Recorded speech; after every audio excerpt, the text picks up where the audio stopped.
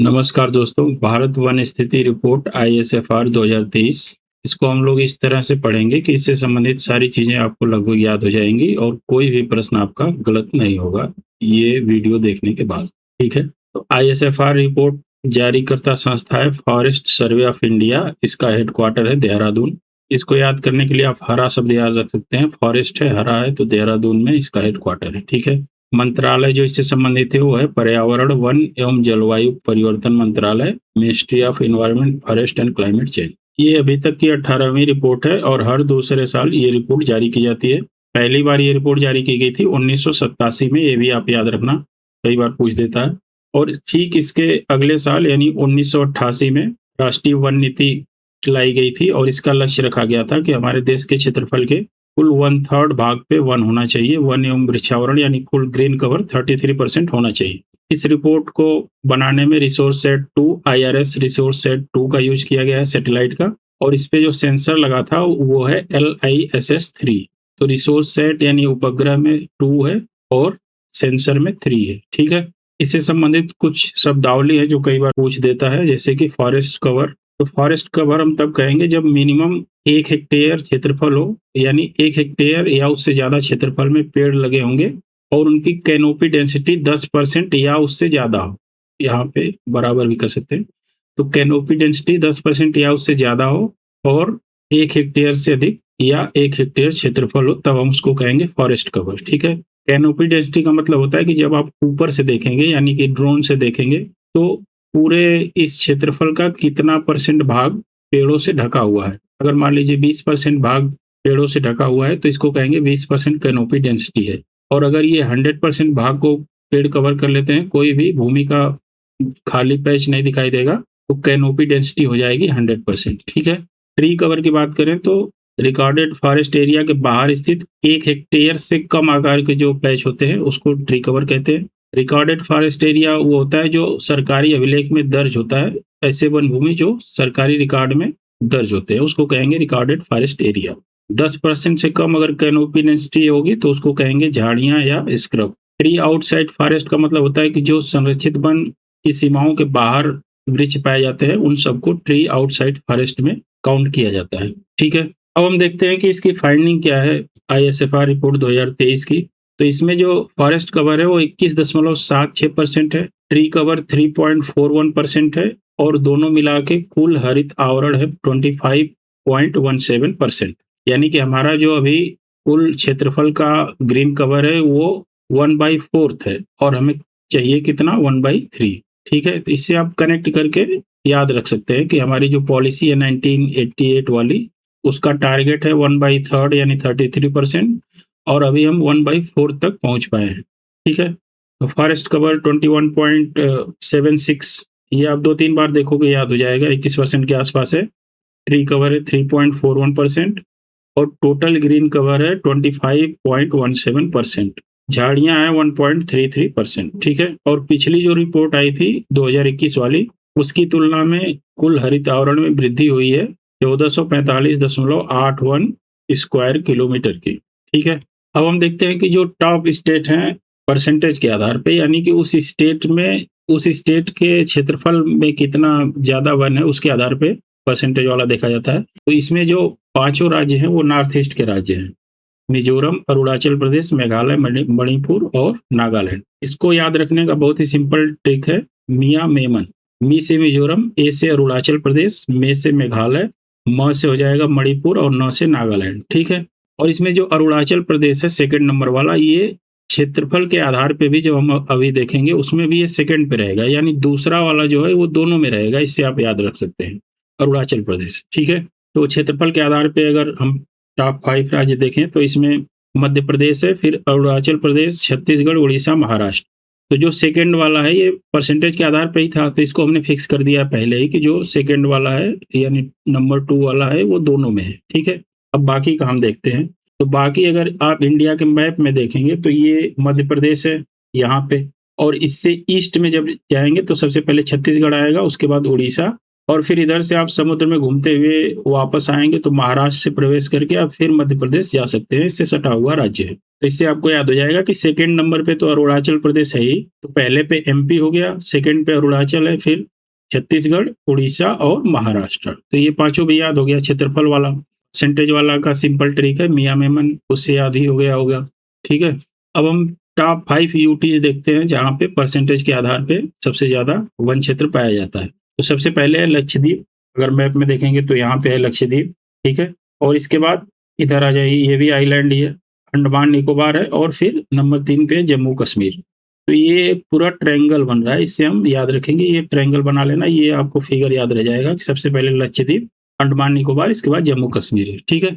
वनावरण में सर्वाधिक वृद्धि करने वाले जो शीर्ष राज्य हैं उसमें है छत्तीसगढ़, सबसे ज़्यादा इसने किया है।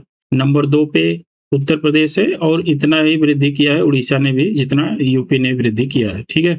इसके बाद राजस्थान है, तो इसका कोड है छौरा, छोरा जैसा लग रहा है कि छोरे ने सबसे ज़्यादा वृद्धि की है। तो छौरा छत्तीसगढ़, उत्तर प्रदेश, उड़ीसा और राजस्थान। यूपी नंबर 2 पे है संयुक्त रूप से उड़ीसा के साथ, तो ये आप ध्यान रखना, ठीक है। अब हम देखते हैं कि मैंग्रोव कवर क्या है, किसका ज़्यादा है। तो सबसे ज़्यादा तो मैंग्रोव वेस्ट बंगाल में ही होगा, सुंदरी वृक्ष पाए जाते हैं यहाँ पे, सुंदरवन आप जानते ही होंगे। इसके बाद जस्ट इसके अपोजिट इधर आ जाएंगे वेस्ट में, तो गुजरात, और फिर अंडमान निकोबार। तो ये भी एक ट्रायंगल बनेगा, ये मैंग्रोव ट्रायंगल से हम लोग याद रखेंगे कि वेस्ट बंगाल, फिर जस्ट इसके अपोजिट साइड गुजरात का सबसे ज़्यादा कोस्टल एरिया भी है, उससे भी आप याद रख सकते हैं कनेक्ट करके कुछ। इसके बाद अंडमान निकोबार और वेस्ट बंगाल, तो ये पूरा ट्रायंगल बन रहा है, ठीक है। इसमें भी वृद्धि हुई है 2021 की तुलना में, और ये कुल भौगोलिक क्षेत्रफल का 0.15% है। मैंग्रोव का हमने देख लिया, पश्चिम बंगाल, गुजरात और अंडमान निकोबार।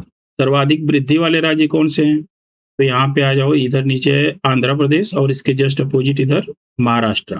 तो ये दोनों सर्वाधिक वृद्धि वाले हैं, यानी जो हमारा मैंग्रोव ट्रायंगल जो हमने बनाया था उसके बाहर हैं ये दोनों, ठीक है। इससे पहले एक फैक्ट और था कि कुल 17 राज्यों एवं केंद्र शासित प्रदेशों में 33% से अधिक वनावरण हो गया है, यानी जो हमारी 1988 वाली नीति है उसका जो टारगेट है उसको 17 राज्यों ने या केंद्र शासित प्रदेश को मिला के, दोनों को मिला के 17 राज्यों और केंद्र शासित प्रदेशों ने प्राप्त कर लिया है, जिनमें से 5 ऐसे हैं जिनकी 75% से ज़्यादा एरिया पे ग्रीन आवरण या हरित कवर है, ठीक है।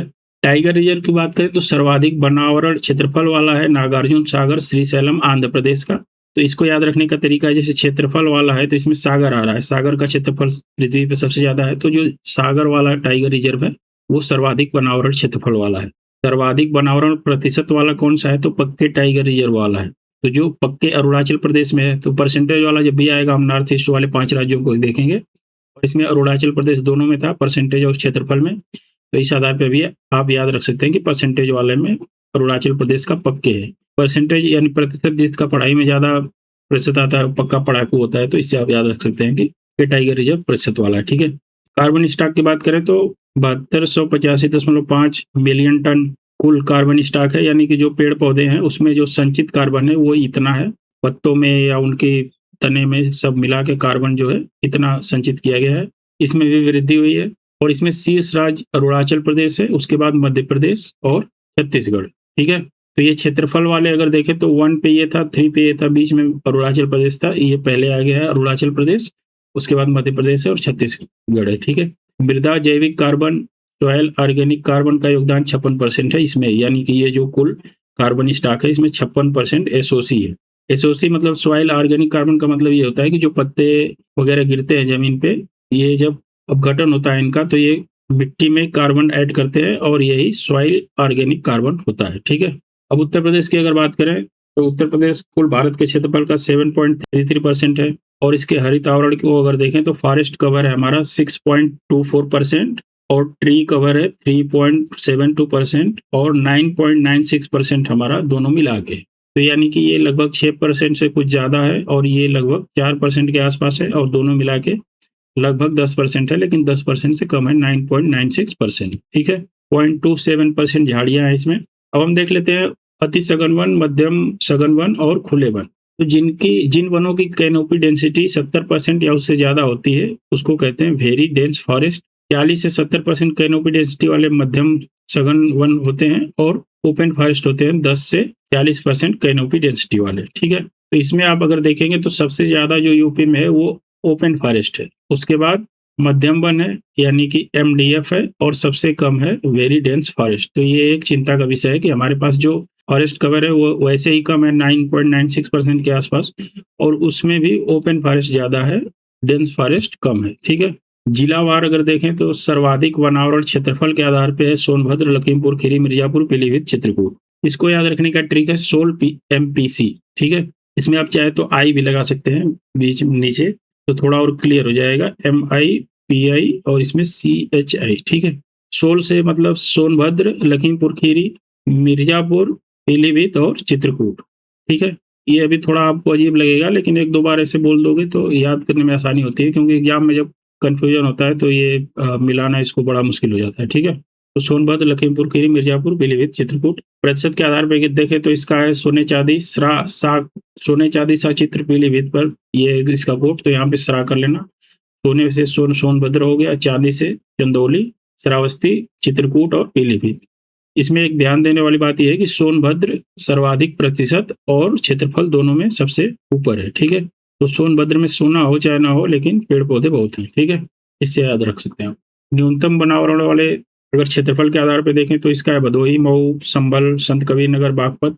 इसका ऐसे बम से बम, संभल, संत के बाग में, ऐसे कुछ याद रख सकते हैं। भदोही, मऊ, संभल, संत कबीर नगर और बागपत। ठीक है, न्यूनतम वनावरण प्रतिशत वाले हैं सभ्य जैसे कोई व्यक्ति है जो कह रहा है कि सभ्य मैन या बंदा मैं हूँ, ऐसे। ठीक है, तो संभल, भदोही, मैनपुरी, बंदा, मैं, मऊ। ठीक है, तो ये हो गया न्यूनतम प्रतिशत वाले। सर्वाधिक वृद्धि कौन किया है, तो झांसी ने किया है। झांसी जिले में वनावरण में सर्वाधिक वृद्धि दर्ज की गई है।